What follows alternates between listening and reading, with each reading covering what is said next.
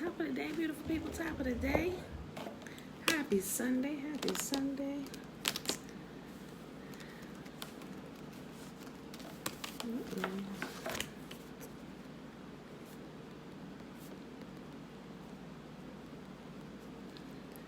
Alicia.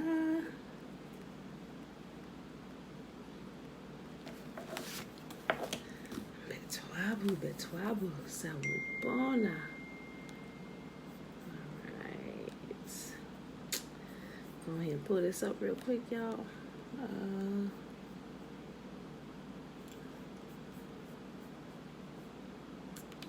I left my mouse.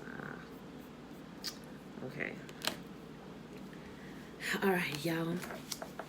Happy Sunday. Happy Sunday. It is April the 2nd. Happy birthday to you. Happy birthday to you. Happy birthday to Alicia. Happy birthday to you. All right, y'all. It is day 215, August the 2nd. August the 2nd, 2020. We are reading Ezekiel 38, 39, and 40. So let's get started straight away. We're reading from the NLT version, New Living Translation, y'all. Okay, this is another message that came to me from Yahuah. Son of man, turn and face Gog of the land of Magog, the prince who rules over the nations of Meshach and Tubal, and prophesy against him. Give him this message from me. Gog, I am your enemy. I will turn you around and put hooks in your jaws and lead you out with your whole army, your horses and charioteers in full armor, and a great horde armed with shields and swords. Persia, Ethiopia, and Libya will join you too with all their weapons. Gomer and all its armies will also join you, along with the armies of Beth Togarmah from the distant north and many others. Get ready, be prepared, keep all the armies around you mobilized and take command of them. A long time from now, you will be called into action. In the distant future, you will swoop down on the land of Israel, which will be enjoying peace after recovering from war and after its people have returned from many lands to the mountains of Israel.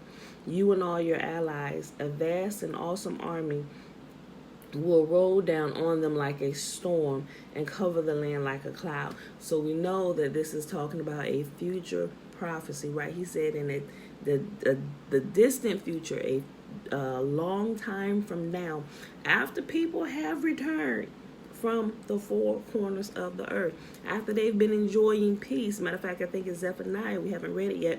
Zephaniah talks about that when we return to our land, there is going to be a time of peace and prosperity for us as we recover. So a lot of people we hear, if you listen to the way prophecy is being taught now, and if you everybody's familiar with the term Armageddon, right? They say, oh, this is Armageddon and all the nations coming against Israel. But first of all, if you don't know who true Israel is, your prophecies are off.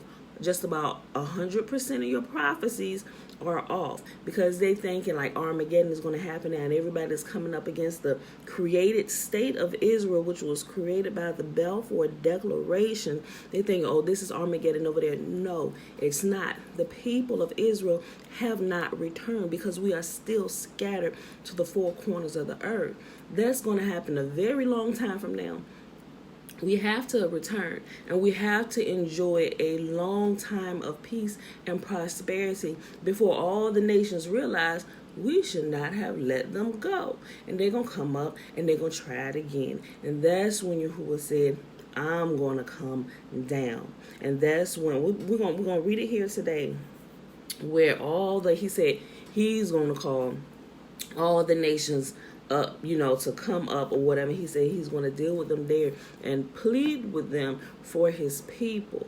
They ain't going to listen. So that's why hordes of them are going to die. And we're going to be bearing bodies for, I think it says 7 months. And we're going to be melting down weapons for like 7 years. Or it could be the other way around.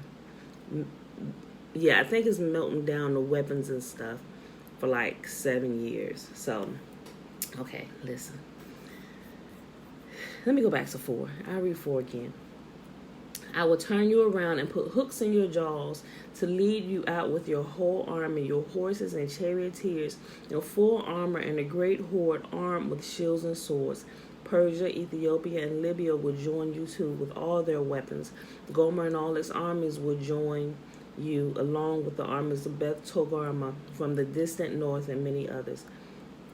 Get ready. Be prepared. Keep all the armies around you mobilized and take command of them.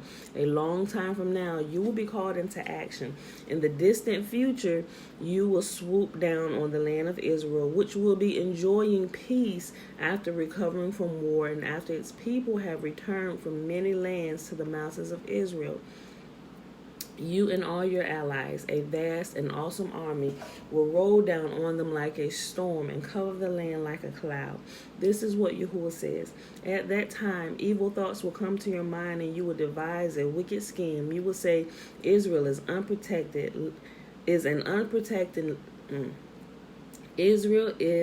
unprotected land filled with unwalled villages. Very key. Very, very key. Do we look at the current land of Israel over there, a city that's overrun with people, so many people that they no longer have walls? No. Matter of fact, they boast of the walls that they have up, shutting out the other nations. I mean, the people pay attention to these things. That is not what this is talking about. Them is not the people. They're enclosed by a wall.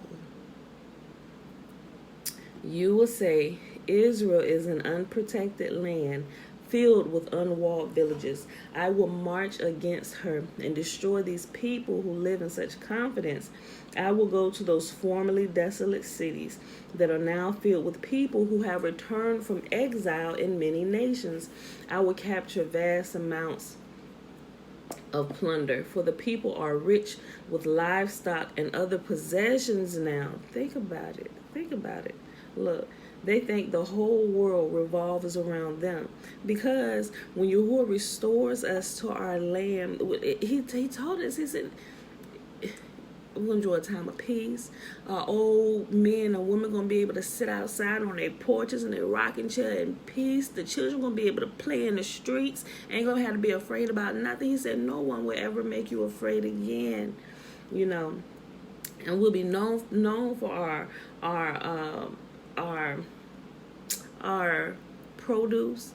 Just listen. If you read this and think about what it's saying, you have to look and see is what's going down, if that lines up, and it should start raising red flags. Well, wait a minute. Well, those people over there, they don't really know. That's not lining up. So why is it?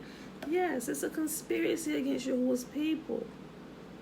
That even Yahuah's people don't know that they are Yahuah's people. All right.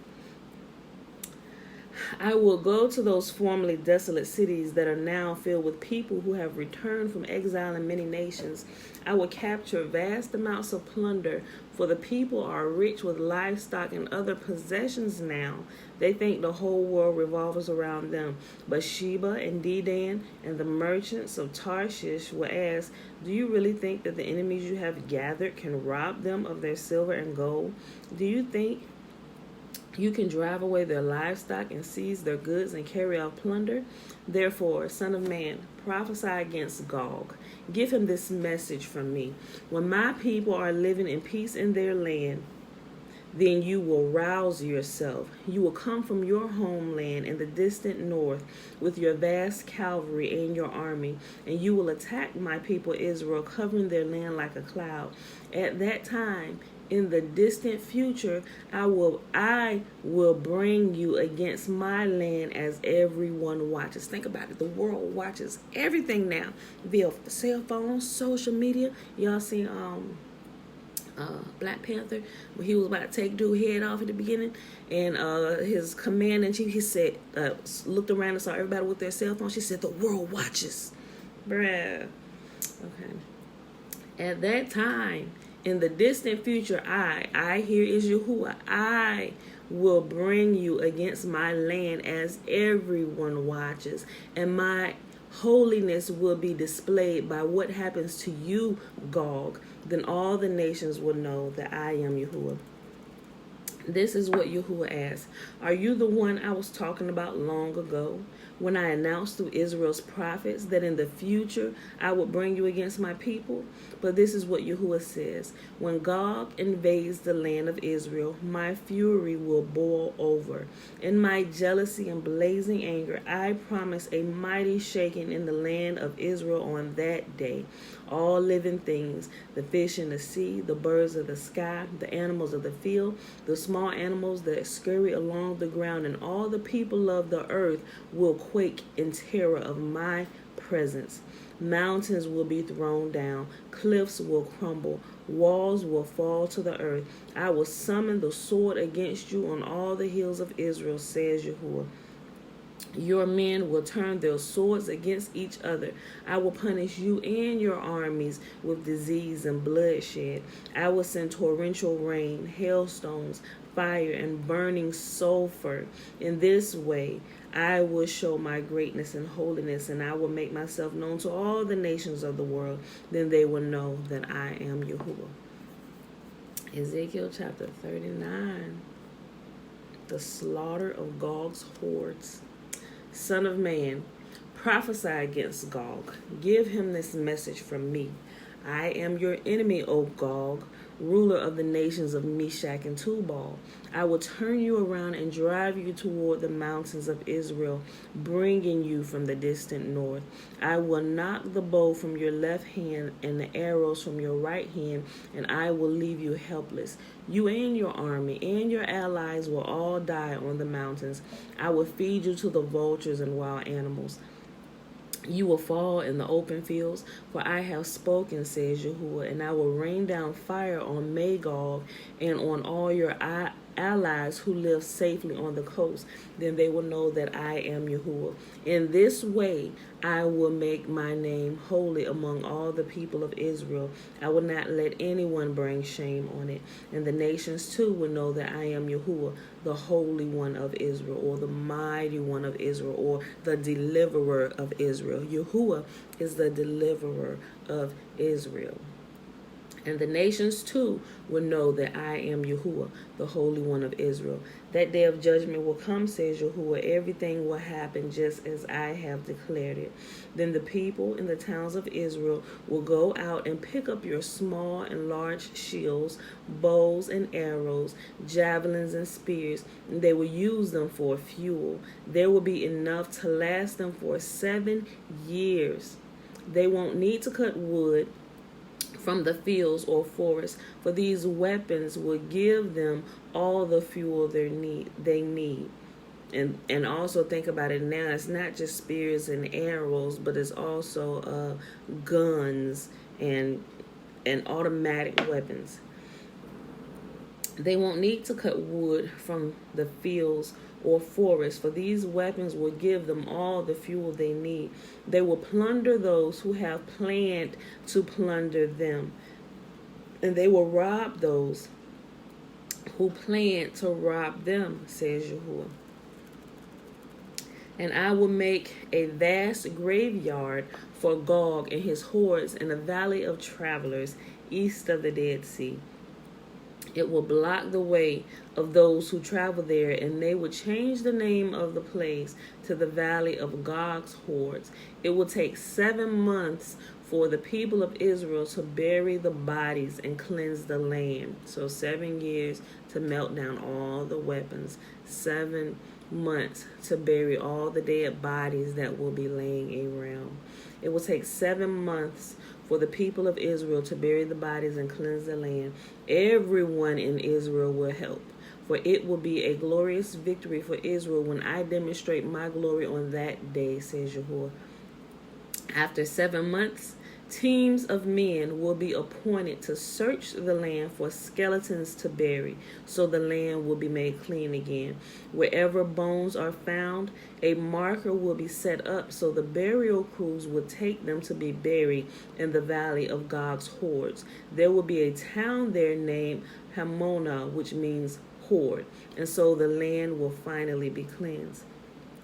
And now, son of man, this is what Yahuah says. Call all the birds, and wild animals. Say to them, gather together for my great sacrificial feast. Pause. Now, also, here is something that if you hear being taught in the church, you will realize it is being taught wrong. Mind you, if you're not familiar with Yahuah says all through the Old Testament, which is named poorly, if you're not familiar with what he says, you will not be able to pick out the leaven when you get to the New Testament, right? So when you hear about the wedding, they name it the wedding feast of the Lamb or the Great Supper or whatever, Ezekiel tells you what this is. The mindset that we get is, oh, there's this beautiful table and it's like a banquet and a wedding and all this stuff. But Yahuah explains what his feast is, his great sacrificial feast. Listen to this. Y'all tell me what this is. He been saying it all along, but listen. And now, son of man, this is what Yahuah says. Call all the birds and wild animals. Say to them, gather together for my great sacrificial feast. Come from far and near to the mountains of Israel, and there eat flesh and drink blood. Eat the flesh of mighty men and drink the blood of princes as though they were rams, lambs, goats, and bulls, all fattened animals from Bashan. Gorge yourselves with the flesh until you are glutted. Drink blood until you are drunk. This is the sacrificial feast I have prepared for you. Feast at my banquet table. Feast on horses and charioteers, on all the mighty men and all kinds of valiant warriors, says Yahuah. In this way I will demonstrate my glory to the nations. Everyone will see the punishment I have inflicted on them and the power of my fist when I strike. And from that time on, the people of Israel will know that I am Yahuah their God. The nations will then know why Israel was sent away into exile. It was punishment for sin, for they were unfaithful to their God. Therefore I turned away from them and let their enemies destroy them. I turned my face away and punished them because of their defilement and their sins. So now, this is what Yahuah says. I will end the captivity of my people. I will have mercy on all Israel, for I jealously guard my holy reputation. They will accept responsibility for their past shame and unfaithfulness after they come home to live in peace in their own land with no one to bother them. When I bring them home from the lands of their enemies, I will display my holiness among them for all the nations to see. Then my people will know that I am Yahuah their God, because I sent them away in exile and brought them home again. I leave none of my people behind, and I will never again turn my face from them, for I will pour out my spirit upon the people of Israel. I, Yahuah, have spoken. Guys, this is self-explanatory, right? So, even remember when he first brought them out of Egypt, all the signs and wonders, it wasn't just to harden Pharaoh's heart and to show the Egyptians that Yahuah was God. But you got to remember, Israel had been in the land of Egypt for so long that they had begun to join in doing all the detestable things and things that Yahuah's people shouldn't do. They had forgotten who he was. And they were crying out for a deliverer as things began to get hard for them. So by him also showing his glory to the Egyptians, showing them that I am God, his people was also taking notice and seeing. And it put fear in their hearts, like, wait a minute. He is holy. We better get ourselves together. Like I pay attention out here. I was like, people think it's a joke. I'm like, yeah, okay, people. Y'all.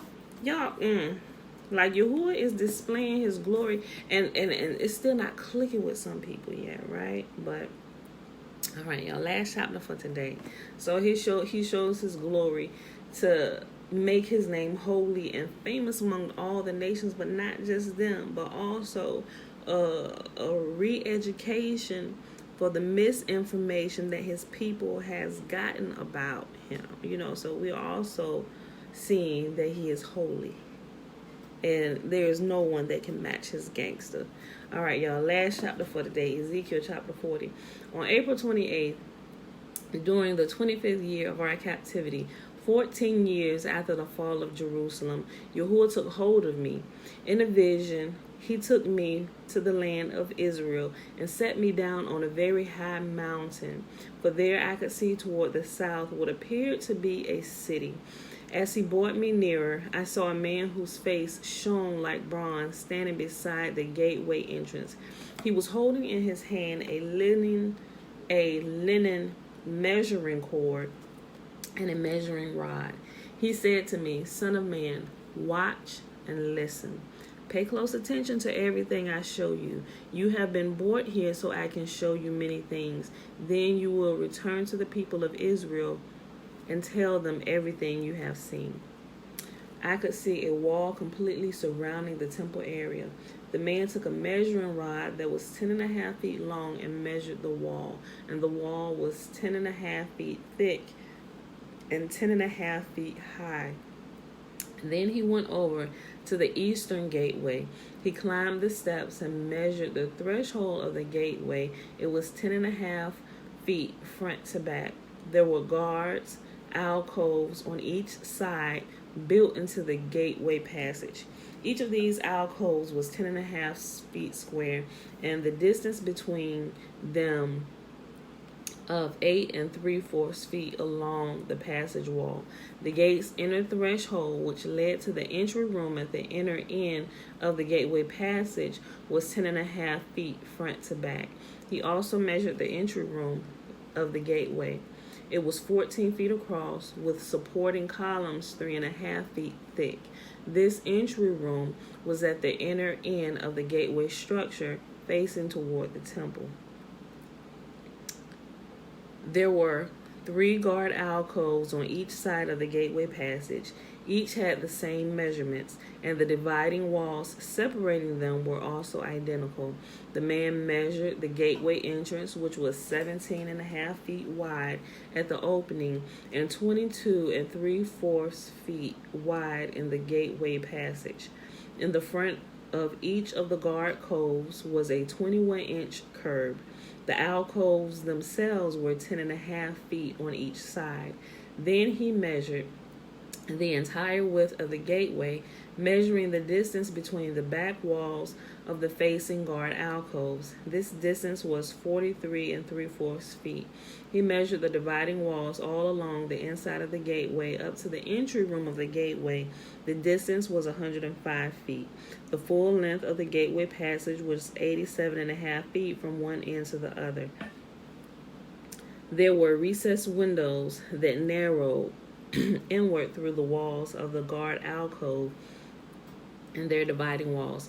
There were also windows in the entry room. The surfaces of the dividing walls were decorated with carved palm trees. Then the man brought me through the gateway into the outer courtyard of the temple. A stone pavement ran along the walls of the courtyard, and 30 rooms were built against the walls, opening onto the pavement. This pavement flanked the gates and extended out from the walls into the courtyard the same distance as the gateway entrance.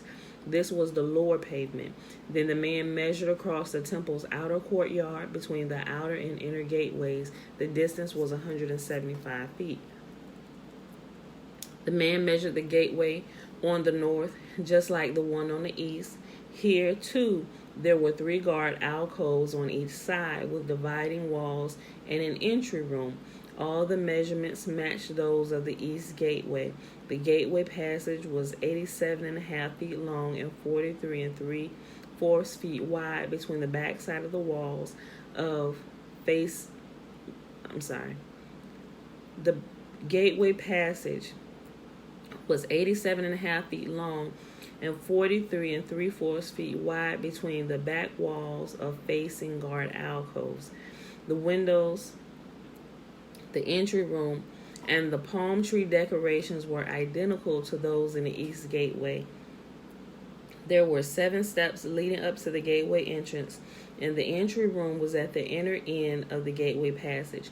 Here on the north side, just as on the east, there was another gateway leading to the temple's inner courtyard directly opposite this outer gateway. The distance between the two gateways was 175 feet. The man took me around to the south gateway and measured its various parts, and they were exactly the same as in the others. It had windows along the walls as the others did, and there was an entry room where the gateway passage opened into the outer courtyard. And the others, the gateway passage was 87.5 feet long and 43 3/4 feet wide between the back of the walls of facing guard alcoves. This gateway also had a stairway of 7 steps leading up to it, and an entry room at the inner end, and palm tree decorations along the dividing walls. And here again, directly opposite the outer gateway, was another gateway that led into the inner courtyard. The distance between the two gateways was 175 feet. Then the man took me to the south gateway leading into the inner courtyard. He measured it, and it had the same measurements as the other gateways. Its guard alcoves, dividing walls, and entry rooms were the same size as those in the others. It also had windows along its walls and in the entry room. And like the others, the gateway passage was 87.5 feet long and 43 3/4 feet wide. The entry rooms of the gateways leading into the inner court were 14 feet across and 43 3/4 feet wide. The entry room to the south gateway faced into the outer courtyard. It had palm tree decorations on its columns, and there were 8 steps leading to its entrance. Remember, the last one had 7 steps leading. Then he took me to the east gateway leading to the inner courtyard. He measured it, and it had the same measurements as the other gateways. Its guard alcoves, dividing walls, and entry room were the same size as those of the others, and there were windows along the walls and in the entry room. The gateway passage measured 87.5 feet long and 43 3/4 feet wide. Its entry room faced the outer courtyard. It had palm tree decorations on its columns, and there were 8 steps leading into its entrance. Then he took me around to the north gateway leading into the inner courtyard. He measured it, and it had the same measurements as the other gateways. The guard alcoves, dividing walls, and entry room of this gateway had the same measurements as in the others, and the same window arrangements. The gateway passage measured 87.5 feet long and 43 3/4 feet wide. Its entry room faced the outer courtyard, and it had palm tree decorations on its columns. There were 8 steps leading to its entrance. A door led from the entry room of one of the inner gateways into a side room where the meat for sacrifice was washed. On each side of this entry room were 2 tables where the sacrificial animals were slaughtered for burnt offerings, sin offerings, and guilt offerings. Outside the entry room, on each side of the stairs going up to the north entrance, were 2 more tables. So there were 8 tables in all, 4 inside and 4 outside, where the sacrifices were cut up and prepared. There were also 4 tables of finished stones for preparation of the burnt offerings, each 31 1/2 inches square and 21 inches high. On these tables were placed the butchering knives and other implements for slaughtering the sacrificial animals. There were hooks, each 3 inches long, fastened all around the foyer walls. The sacrificial meat was laid on the tables. Inside the inner courtyard were 2 rooms, one beside the north gateway facing south, and the other beside the south gateway facing north. And the man said to me, "The room beside the north inner gate is for the priests who supervise the temple maintenance. The room beside the south inner gate is for the priests in charge of the altar, the descendants of Zadok, for they alone of all the Levites may approach Yahuah to minister to him." Then the man measured the inner courtyard, and it was a square, 175 feet wide and 175 feet across. The altar stood in the courtyard in front of the temple. Then he brought me to the entry room of the temple. He measured the walls on either side of the opening of the room, and they were 8 3/4 feet thick. The entrance itself was 24.5 feet wide, and the walls on each side of the entrance were an additional 5 1/4 feet long. The entry room was 35 feet wide and 21 feet deep. There were 10 steps leading up to it with a column on each side. And that, my beautiful people, is our reading for today. I know there was a lot of measurements, and I may have lost some of you, but it's very important for what is coming up. So, hey girl, hey. So that was our reading for today. We read Ezekiel 38, 39, and 40. It is day 215, Sunday, August the 2nd, 2020. So let's go ahead and do the blessing, because I'm about to go back to sleep. Maybe. I say that sometime, but it never happens. But I would like to just rest. And the blessing is found in Numbers chapter 6, verses 22 through 27. And Yahuah spake unto Moses, saying, Speak unto Aaron and unto his sons, saying, On this wise ye shall bless the children of Israel, saying unto them, May Yahuah bless us and keep us. May Yahuah make his face to shine upon us and be gracious unto us. May Yahuah lift up his countenance upon us and give us his peace. And they shall put my name upon the children of Israel, and I will bless them. All right, beautiful people, I love you, and I will see you bright and early on the morrow. Peace.